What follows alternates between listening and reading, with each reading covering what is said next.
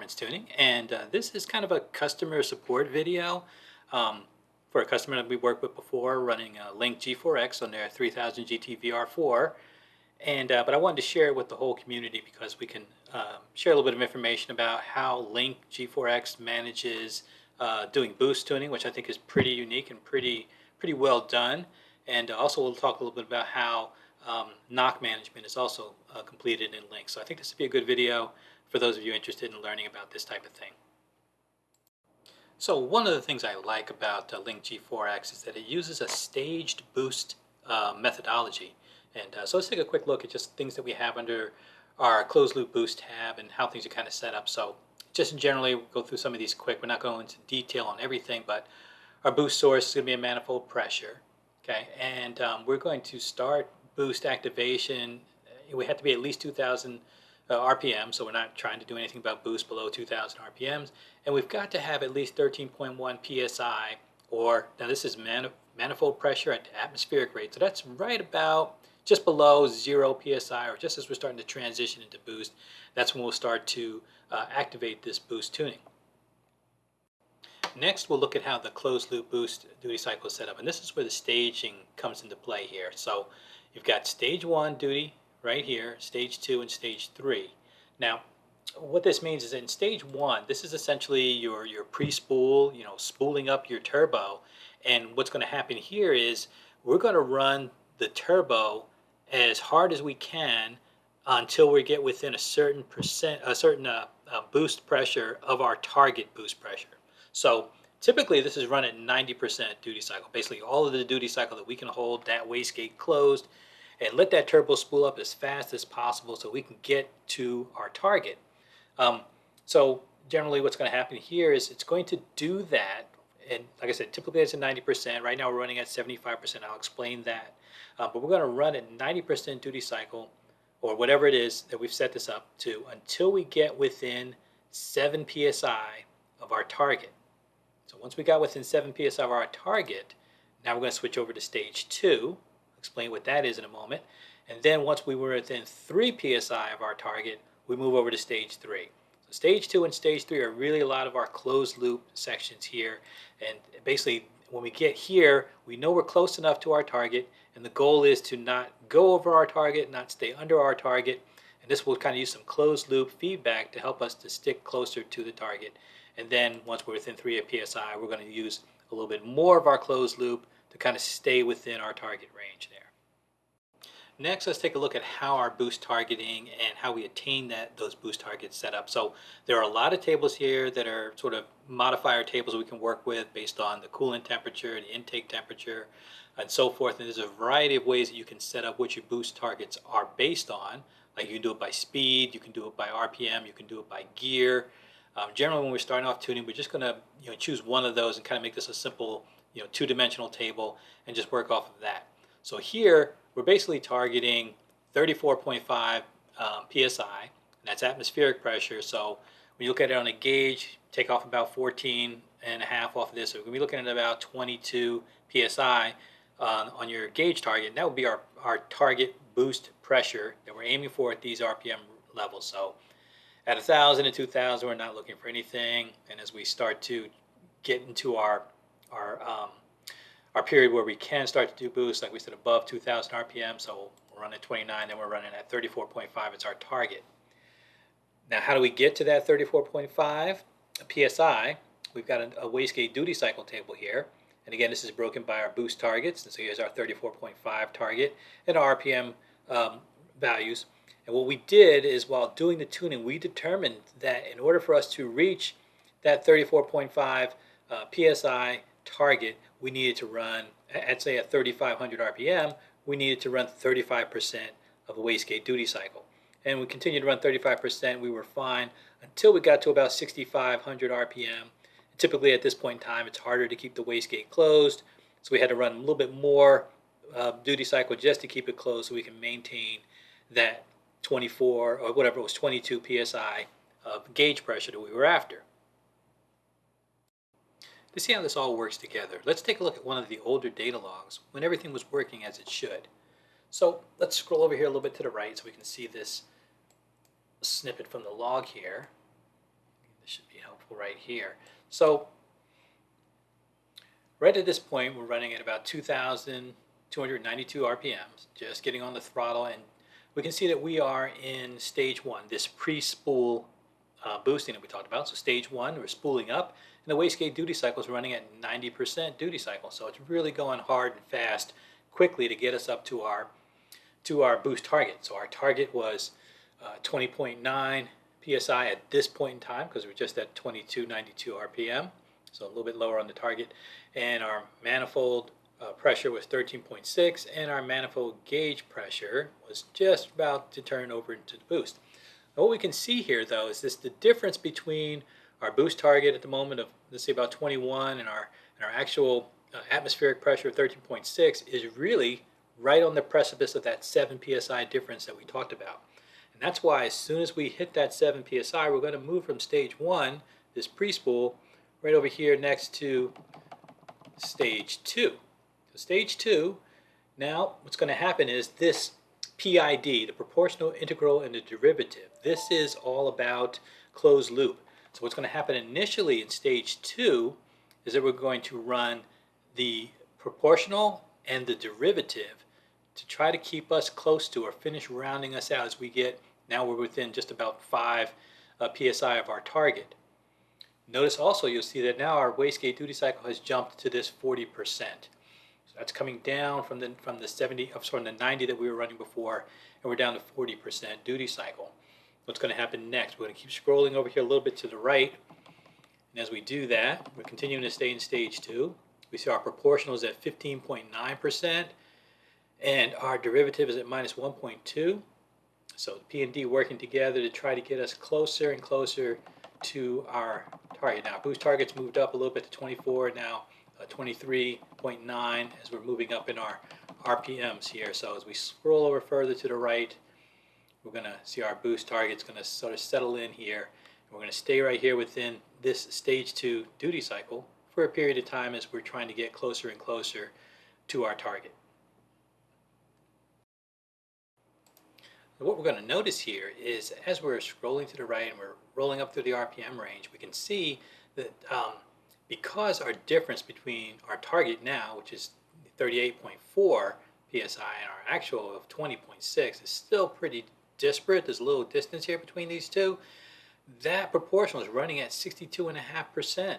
That's the closed loop that's helping us get our duty cycle here back up to 90%, even though we're in stage two, so we can kind of close the gap faster to get ourselves to meet our target. So as we continue to scroll to the right here and become closer and closer to our target, we can see that the proportional is going to go down and down and down as we get closer to our target. Now, as we really close in, we're about, let's get ourselves to about within that 3 psi. We're going to watch us change over from stage two to stage three right about here. So now, since we're running at 37.4 against a target of 38.4, right within that range that we talked about earlier, that range that keeps us pretty close to our target. And so now we're going to switch over from doing proportional and derivative to doing proportional and integral. Right, so now you're going to see the integral, it's a little bit of a sine wave sort of action come up here, and this is really kind of like fine tuning it to keep us right within this close proximity of our target. And we can see that our manifold gauge pressure right there is running right there at 22.7 psi, which is exactly where we want it to be. As we scroll over here to the right a little bit further, looking at the log, we see that this integral is just going to go up and down just slightly. This is not a giant oscillation. If we saw big up and down, we have some work to do. Same thing here. If we have giant up-down sweeps in our proportional, it tells us that we've got some work to do elsewhere and we're really kind of off our mark. But we see these just small up and down, small up and down. This is closed loop working the way it should. As we are here in stage three, we're going to see that we're going to stay consistent right around that 22 target that we've got. Sometimes a little bit higher, sometimes a little bit lower, but this is helping us to kind of stay right there around that 22 target that we've got, or the 38.4 overall target, so we're pretty close to where we want to be. This is how things are working when they're working correctly. Right here we're at the end of our boost target, and that's 65 to 7,000, 6,500 to 7,000 RPM range. So our target is 34.5, and we can see that right over here we're going to be pulling out a wastegate duty cycle right around here about 43 to 46, and that's how it all works together nicely. So everything was going well, and our customer then took their car to go get some repairs done. There was some exhaust leaks, manifold crack, and some other things that they had to get done to kind of tighten things up a bit. What we would expect out of that was just a cleaner, tighter results on our fuel and everything else. But we found some things that we didn't like that we saw. So I asked him to go and take a data log, and let's take a look at what happens. We're going to zoom in here. So he goes out to do a little second and third gear pull, as is typical for us to do. And if we look right here, we can see a couple things that are going on. One, let's take a look at our knock information. So we've got a knock threshold, which is this gray line here, sort of a whitish gray line here in the middle. You can see as my cursor is rolling over top of it. So here we are in second gear, and here we are in third gear. And immediately you can see that our knock level, this is the green line, is easily exceeding our threshold. Now, we were not having issues like this before. I'm just going to zoom in a little bit more. You can see that essentially our knock levels are above the threshold through the whole first part of the pull, then kind of settle down but still hang around it very tightly. Then in the second pull, it's the same thing. We're just kind of getting out above our thresholds here. So what do we need to look at? Well, one thing is that we are running in pre-spool at this point in time. So our wastegate duty cycle right here is at 90%, which we had set up before to run at 90%, which is all the duty cycle we would normally run to kind of get things going. But if you notice, this time we're staying in stage one for quite a bit longer than we would do before. All of this right here, this 90% that we're running, is all stage one pre-spool, and that's in second gear. And then over here, we're all stage one pre-spool again in third gear. If you recall on the last log we looked at, we were only in stage one for a moment. So it's taking a long time for us to get up to our boost target or get within 7 psi of our boost target. And at the same time, we're exceeding our knock threshold in ways that we never did before. So with this in mind, the first thing I thought about is that because all of this, or most of this excess of our knock floor is occurring during pre-spool, I said, well, let's roll it down to just 75% on the duty cycle during stage one and see what results that would get us. Okay, so we'll take a look at that. So we went in and, as I mentioned, reduced that spool up duty cycle, that stage one duty cycle, to 75%. You can see that right here where my cursor is, and we're running at boost table 1, and we are definitely in pre-spool. So when we look at this here, we can see now, looking at our knock information, that we're doing much better than we were before. So let's just expand this up a little bit so we can kind of zoom in here a bit, and we can see that our knock level is coming close to, but staying underneath of our knock threshold. And here we are in this is like second gear, and in third gear it's the same thing. We're staying underneath our threshold all the way through this pre-spool stage one duty cycle. Then as we move into stage two, we're still doing just fine, not exceeding our knock threshold. But the problem is that our boost is much lower than it would have been before. So here we have a boost target of 34.5, and we're only getting at this point in time 28.4, enough to be within 7 psi range to get us into stage two.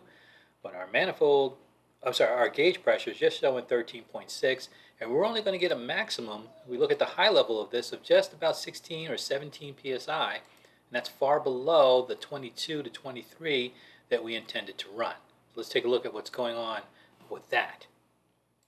So finally, as we dig into this really closely and look at what's going on here, we have a couple question marks that come into mind.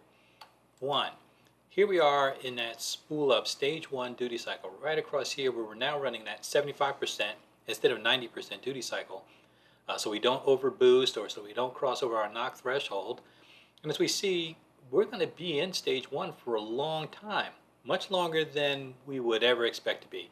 We're already up to 6,201 RPM, and we're still in stage one. This should never occur.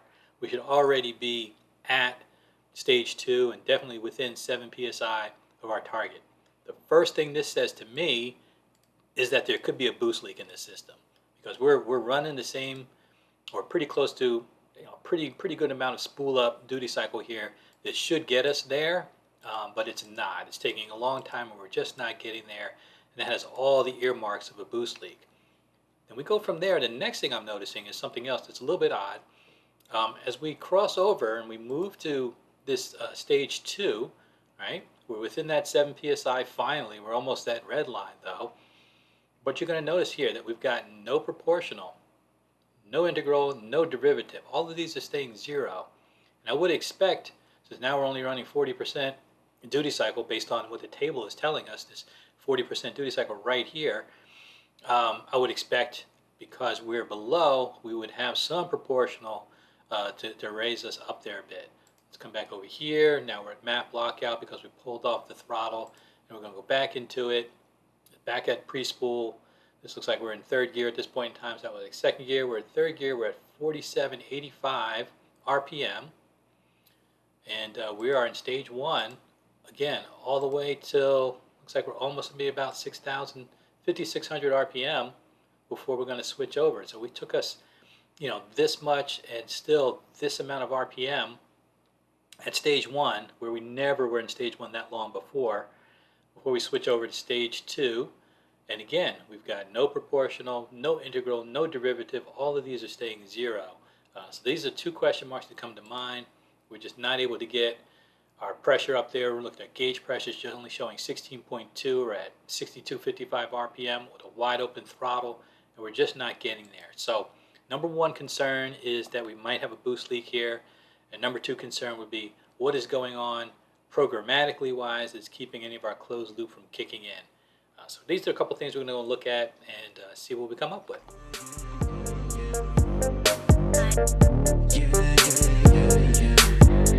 Yeah.